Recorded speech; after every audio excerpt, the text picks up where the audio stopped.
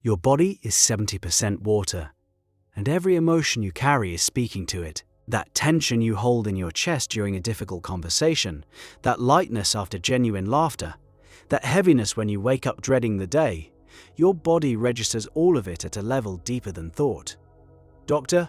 Masaru Emoto spent over a decade documenting what happens when water is exposed to focused human intention. His findings suggest something that changes how you relate to your own inner world. The substance you're mostly made of is listening to you. Emoto's method was straightforward.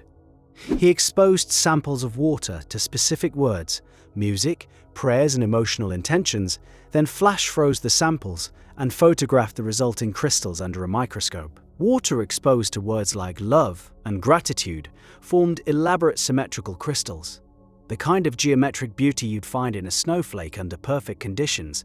Water exposed to words like hate or you disgust me produced fragmented, chaotic formations, distorted shapes, broken geometry, the same source water, the same laboratory conditions. The only variable was the emotional quality of what was directed toward it. Now, the skeptic within the spiritual community might say, words on a label can't restructure a molecule, and that response makes sense if you think of intention as something passive, a wish floating through the air. Emoto's work points towards something more active. Intention carries a frequency. Every thought you hold, every emotional state you sustain, broadcasts a pattern. The water crystal photographs are a visible record of that broadcast landing somewhere and leaving a mark. Think about what you've been broadcasting lately. The words you repeat silently about yourself while brushing your teeth, the emotional posture you hold during your commute, the low-grade anxiety humming beneath a productive afternoon. If water in a glass responds to the word thank you with crystalline symmetry, what is the water inside your cells doing with the story you tell yourself every morning before your feet hit the floor? Emoto photographed water from the Fujiwara Dam before and after a Buddhist monk performed a prayer ceremony over it. The before images showed murky, formless structures. After an hour of focused blessing, the crystals were stunning, organized, radiant, hexagonal. 1 hour of sustained intention altered the physical expression of that water. 1 hour. The dam hadn't been cleaned. The chemical composition stayed the same. The only thing that changed was the conscious attention directed toward it. This mirrors something Neville Goddard taught decades before Emoto picked up a microscope. Goddard insisted that feeling is the secret, that the quality of your inner state impresses itself upon the substance of reality.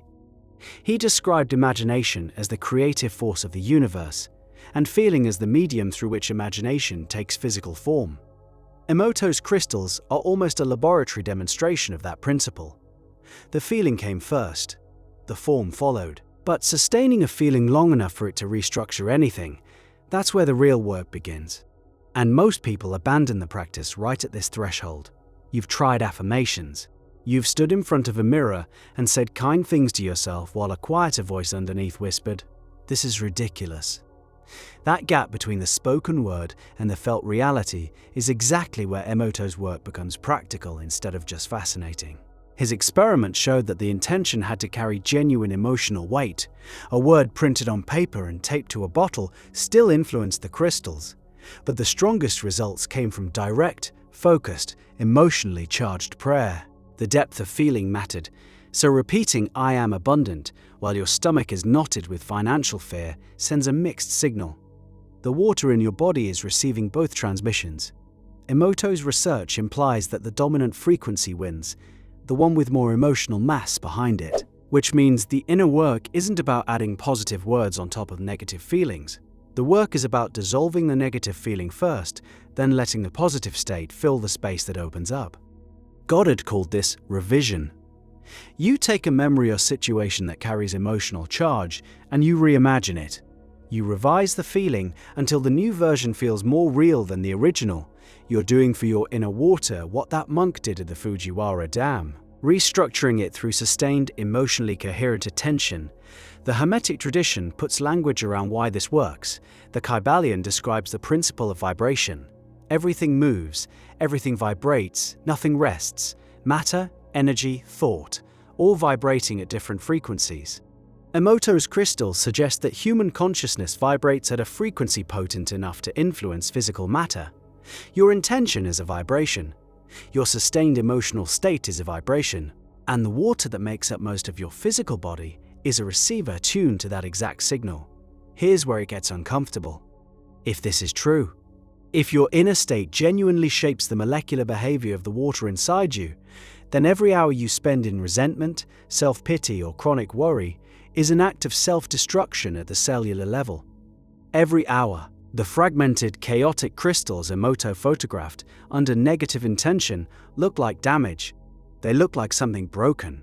And you carry those patterns in your body every time you marinate in an emotional state you know is toxic but haven't yet found the discipline to leave. That word, discipline, is important. The spiritual path gets marketed as softness and surrender, and there is surrender involved. But the daily practice of choosing your emotional state when circumstances scream at you to react, that requires a backbone made of iron. You wake up and the bank account looks the same. The relationship still feels strained, the body still hurts, and you choose, deliberately, to hold the feeling of the version of life you're stepping into, even when the evidence around you argues against it. Emoto's monks didn't pray once and photograph the water. The ceremony lasted an hour. Sustained attention. The prayer wasn't a single statement thrown at the sky. It was a continuous, devoted act of emotional projection. Your inner work operates the same way. A 5-second affirmation surrounded by 23 hours and 59 minutes of doubt produces the crystal structure of doubt. The math is weighted by duration and intensity. Consider what happens when you enter a room where someone has been arguing. You feel it. The air is different. Something landed in that space, and it lingers. Emoto's work gives a framework for understanding why the water vapor in the air, the moisture in the walls, everything was bathed in the frequency of conflict. You didn't imagine the heaviness, your body detected it because water responds to emotional environments. Now turn that lens inward. Your body is the room, and you are the one who's been arguing in it, with yourself, about yourself, against yourself, for years. The crystal structure of that internal environment reflects every conversation you've had with your own reflection, every rejection you rehearsed before it happened, every worst-case scenario you built in vivid emotional detail, training the water in your cells to hold the shape of a life you didn't even want. Revision starts here. Choose one recurring negative feeling, the one that shows up most reliably. Maybe it's unworthiness, maybe it's the quiet certainty that good things happen to other people. Sit with it long enough to feel where it lives in your body, your throat, your solar plexus, behind your eyes. That location is where the water is holding that frequency in its structure. Now breathe into that spot and replace the feeling.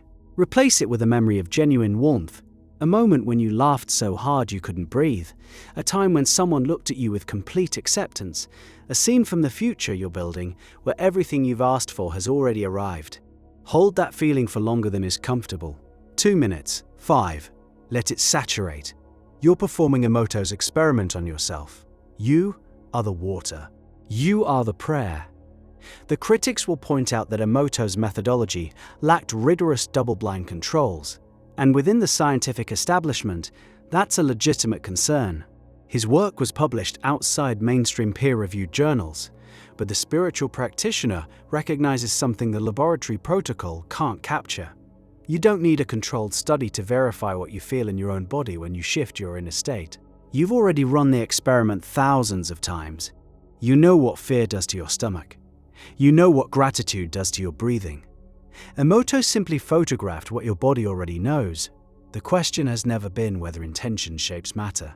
You experience it every day. The question is whether you'll take that knowledge seriously enough to discipline your inner world with the same care you give to your diet, your finances, your physical health. Your mental environment is the water ceremony. Every thought you dwell on is a word taped to the glass. Goddard said, "Assume the feeling of the wish fulfilled." Emoto showed what that assumption does to the most receptive substance on Earth. And you are filled with that substance. Every cell, every tissue, every organ, waiting for your sustained attention to give it a new shape. Tomorrow morning, before you reach for your phone, before the noise of the world floods in, place your hand on your chest. Feel the warmth. Speak to the water inside you, the way that monk spoke to the dam. With devotion, with patience, with a frequency so steady that the only possible response is crystalline beauty forming where chaos used to live.